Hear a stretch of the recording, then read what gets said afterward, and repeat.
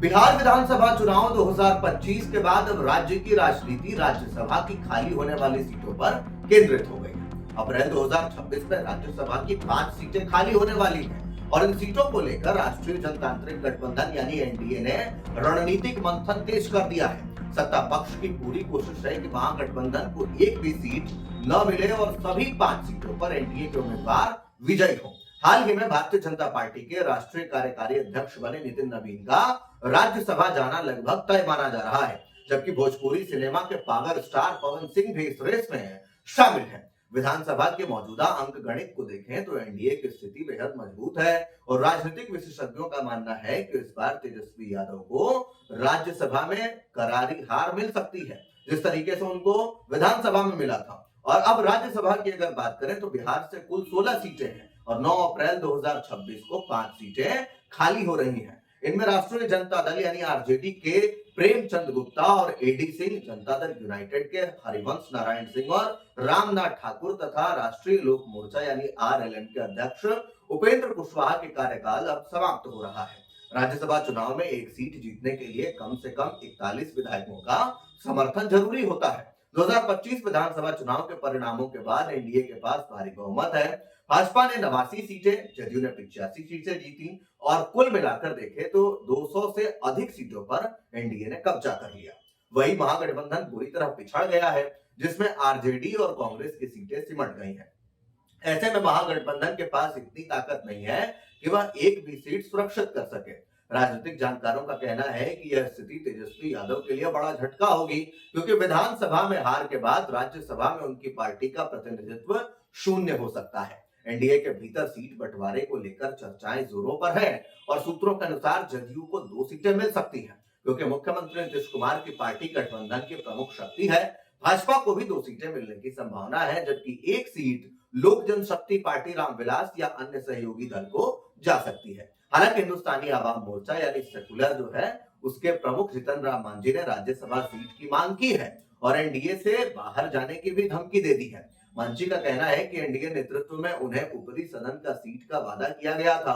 चिराग पासवान को भी अपने सहयोगियों को साधना होगा, क्योंकि लोजपा रामविलास को एक सीट मिलने की अटकलें हैं, लेकिन इसके लिए एनडीए के शीर्ष नेतृत्व की सहमति जरूरी है। हाल ही में नीतीश कुमार ने दिल्ली में प्रधानमंत्री नरेंद्र मोदी और गृह मंत्री अमित शाह से मुलाकात की, जहां बिहार के विकास के साथ साथ राज्यसभा चुनाव पर भी चर्चा हुई। भाजपा में राज्यसभा उम्मीदवारों को लेकर सबसे अधिक उत्सुकता है। पार्टी के राष्ट्रीय कार्यकारी अध्यक्ष नितिन नवीन, जो हाल ही में जेपी नड्डा की जगह पद पर नियुक्त हुए, वो राज्यसभा जाना उनका लगभग तय माना जा रहा है। 45 वर्षीय नवीन जो है वो बिहार के पटना से विधायक है, बांकीपुर से, और भाजपा के सबसे युवा राष्ट्रीय कार्यकारी अध्यक्ष बन गए हैं। वे पूर्वी भारत से इस पद पर पहुंचने वाले पहले नेता हैं।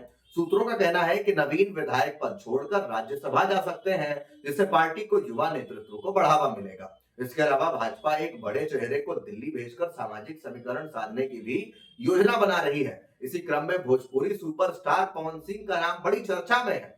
सिंह जो पहले भाजपा से निष्कासित हुए थे, लेकिन अब एनडीए में वापसी कर चुके हैं और राज्यसभा भेजकर उनको पार्टी जो है वो पूर्वांचल में युवाओं और भोजपुरी भाषी मतदाताओं में एक संदेश भेजना चाहती है। सिंह ने हाल ही में अमित शाह से मुलाकात की, जिससे उनकी दावेदारी और मजबूत हो गई है। हालांकि सिंह ने विधानसभा चुनाव लड़ने से इनकार कर दिया था, लेकिन राज्यसभा उनके लिए उपयुक्त मंच हो सकता है। यह राज्यसभा चुनाव बिहार की राजनीति के लिए बेहद महत्वपूर्ण है, क्योंकि एनडीए की जीत से केंद्र में उनकी ताकत और बढ़ेगी। 2026 में कुल 73 राज्यसभा सीटें खाली हो रही हैं, जिसमें एनडीए के पास 40 से अधिक सदस्यों का कार्यकाल समाप्त हो रहा है। लेकिन बिहार जैसे राज्यों में बहुमत से वह आसानी से सीटें जीत सकता है। महागठबंधन के लिए यह चुनौतीपूर्ण समय है, क्योंकि बिहार विधानसभा में हार के बाद कांग्रेस और आरजेडी का प्रभाव कम हो रहा है। राजनीतिक विश्लेषकों का मानना है कि एनडीए की रणनीति सफल रही तो बिहार से आरजेडी का राज्यसभा प्रतिनिधित्व शून्य हो जाएगा। वही मांझी जैसे सहयोगियों की मांगे गठबंधन में दरार पैदा कर सकती हैं, लेकिन नीतीश कुमार और भाजपा नेतृत्व की एकजुटता से इसे संभाला जा सकता है। आने वाले महीनों में उम्मीदवारों की आधिकारिक घोषणा से सियासी गलियारों में हलचल बढ़ने वाली है। बिहार की जनता की नजरें अब इन चुनाव पर टिकी हैं, जो राज्य की राजनीतिक दिशा तय करेंगे।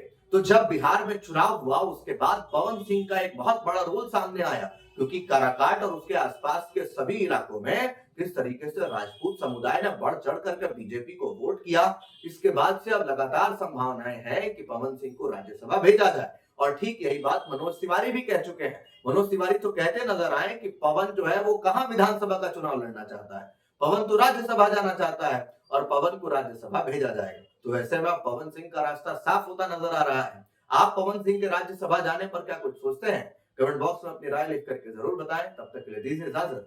धन्यवाद।